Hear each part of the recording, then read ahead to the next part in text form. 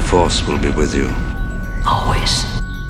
Hello everyone, welcome back to my channel. I'm Star Wars Meg, here to give you all of the news from a galaxy far, far away, and also as always to provide you with another Mandalorian Season 2 update. We have some really cool news today guys, including another update about Ezra Bridger. We have rumours of a Mandalorian spin-off series, and also news about Season 3.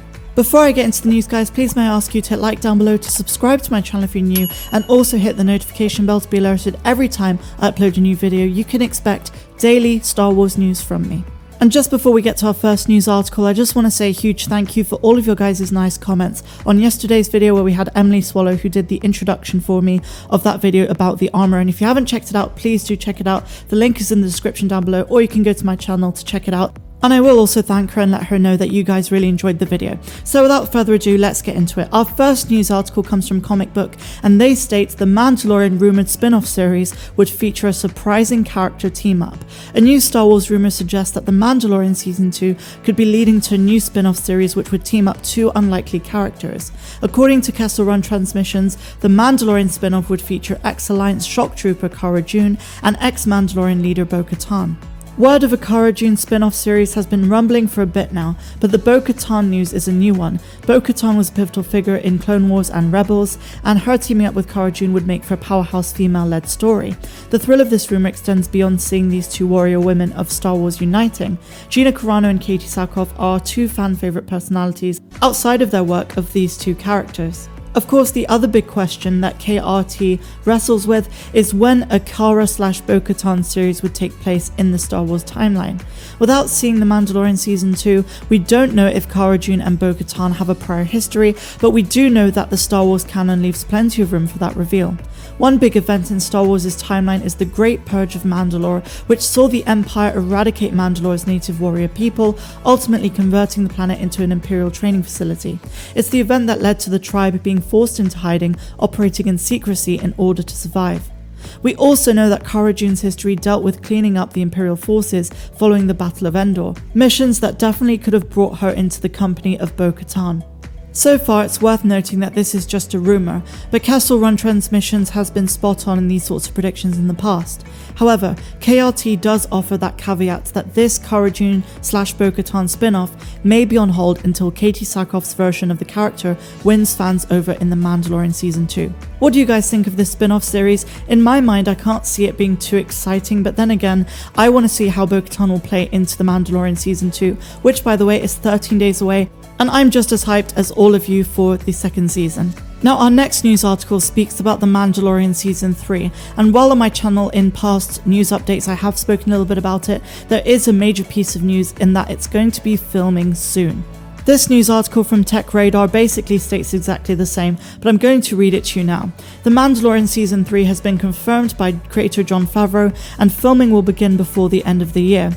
Even though The Mandalorian Season 2 doesn't begin its next run of 8 weekly episodes until October 30th, Disney Plus has already committed to more of the series. This isn't such a huge surprise, but it hasn't been officially confirmed before until now. Rather, Season 3 was reported on by Hollywood Trade publication back in April. In February too, Disney's Bob Iger referred to more coming of The Mandalorian thereafter Season 2, including the possibility of spin-offs. Season 3 was confirmed in a piece on Variety where Favreau said that they're on schedule to start production before 2020 ends. We're operating under the assumption that we'll be able to go forward, he added. Obviously on my end as a Star Wars YouTuber and a person in general who is a huge fan of the Star Wars franchise, I really can't comment on The Mandalorian Season 3 yet, because we literally don't have any details of the plot for Season 2. So when Season 2 is done, only then can we start speculating, and I'm sure we're going to have another massive cliffhanger ending for Season 2. But I suppose it can only be good news that we are getting a Season 3, and I'm sure even a Season 4 after that. But let me know what you guys think, and let's move on to our next article. So we now talk again about Ezra Bridger, and I know I've talked about this a lot on my channel over the last few weeks, but this is going to put at least one rumour to bed. Because while it is rumoured, as I stated yesterday, that we could get Ezra in Season 3, Rahul Kholi, who has been teasing for weeks now that he would be playing Ezra, probably isn't. Now, allegedly, he's been speaking to Inverse and they've written a piece called Rahul Kholi finally sets those Ezra Bridger Mandalorian rumors straight. The Bly Manor actor explains his Star Wars tweet and reveals which character he really dreamt of playing. One of the best things about Star Wars is its longevity. People who grew up with Star Wars are now actively making it, and that's not just limited to the employees at Lucasfilm. The sci-fi franchise inspired many to get involved in show business, including the haunting of Bly Manor actor Rahul Kholi. But after a seemingly harmless tweet blew up into Mandalorian Season 2 casting rumours, here's what's really going on with his ambitions in the galaxy far, far away. Calling Rahul Kholi a Star Wars fan would be an understatement. He states, "I've spent more hours lightsaber dueling in my garden than I have acting." A casual scroll of his Twitter feed makes this very apparent. Kholi shows off his Bly Manor chair back by draping it over a Lego Millennium Falcon. A random shot of him celebrating the release of Bly Manor shows him revealing not only wearing a Lucasfilm t-shirt but by watching the animated Star Wars Rebel series in the background. This overt fandom got him in a bit of hot water when he tweeted about getting into shape while heavily alluding to Rebels protagonist Ezra Bridger, prompting the Star Wars community to collectively freak out. Even though he dispelled the rumours later, for those few minutes, it felt confirmation that the Mandalorian family was getting a new number, and one that fans had been clamouring for a while. So Inverse then writes, Kholi quickly walked back on those rumours, but when the opportunity to interview him for the haunting of Bly Manor presented itself, I couldn't resist bringing it up. He interrupted me before I could finish my question. He states, "You're going to ask me about Ezra Bridger, aren't you?" Instead, I asked the question I ask most Star Wars fans I meet: if you could play a totally original character, what would they be like? He said, "I would be in the background of the cantina if that's what it took." As for the tweets, the explanation is pretty mundane. He stated, "I was just trolling. I heard rumours that they were casting for a live-action Ezra, and they were looking for Asian actors in their late 20s and early 30s. I had watched a bit of Rebels that morning, so it was fresh in my mind. I was going to the gym and thought I'd fire off a cheeky tweet. I didn't expect the backlash I received." So once and for all, Rahul is stating that he is not going to be playing Ezra Bridger, at least in this season, and while it was something that he had looked into, it's now been confirmed that he was just trolling us the whole time.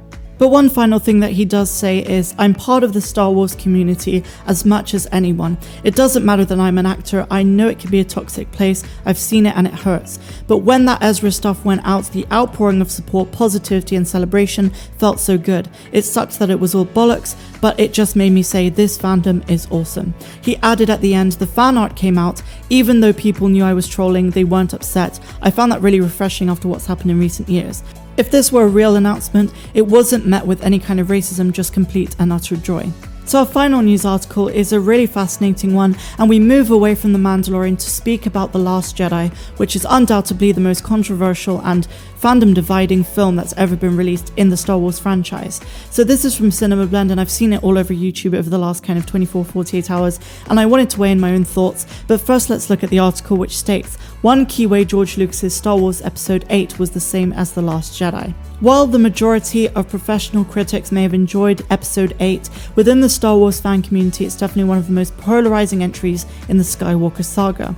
One of the main sources of contention is the depiction of Mark Hamill's Luke Skywalker, including how he gave his life to save the remaining Resistance operatives from being obliterated by the First Order. As it turns out though, the idea of killing off Luke Skywalker in the middle entry of the Star Wars sequels didn't originate from Disney. In fact, back when George Lucas was still in charge of the Star Wars franchise, he intended for Luke Skywalker to die in his version of Episode 8 too. This revelation comes from a new book, Star Wars Fascinating Facts, which was written by Pablo Hidalgo, Lucasfilm's creative executive. Hidalgo didn't provide any details on how Luke Skywalker died in George Lucas's take on Episode 8, but that plot twist has hashed out years before what we now know as The Last Jedi entered development. So even in an alternate reality where George Lucas had been able to make the sequels as he would have wanted, Episode 8 still would have ended with Luke dying and becoming one with the Force. I suppose one of the reasons this is quite significant is the majority of fans who didn't like The Last Jedi comment that Luke Skywalker was not the optimistic, hopeful Jedi that he had been in the original trilogy. And many fans, myself included, didn't like the fact that they just killed him off. But it does seem as though George Lucas had the same idea.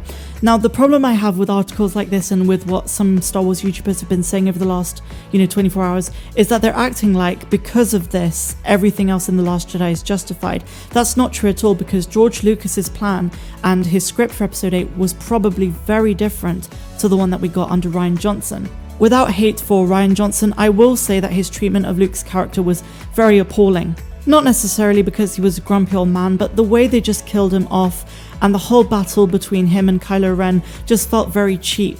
They didn't do him justice, especially at the end of his, life within the Star Wars saga.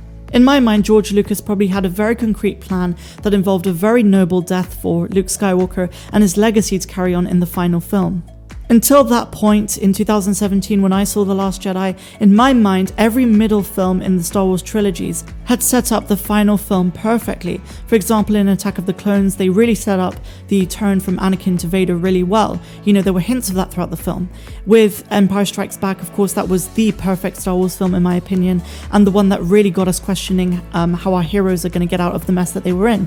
Because the heroes were depleted, but we knew that they were going to get up off their feet and do something about it. With The Last Jedi, we were left thinking, well, where does this go from here? Luke Skywalker is dead, there's Broom Boy at the end, Leia says we have everything we need, and then they fly off into space, leaving precisely zero room for a logical continuation and termination of the Skywalker saga.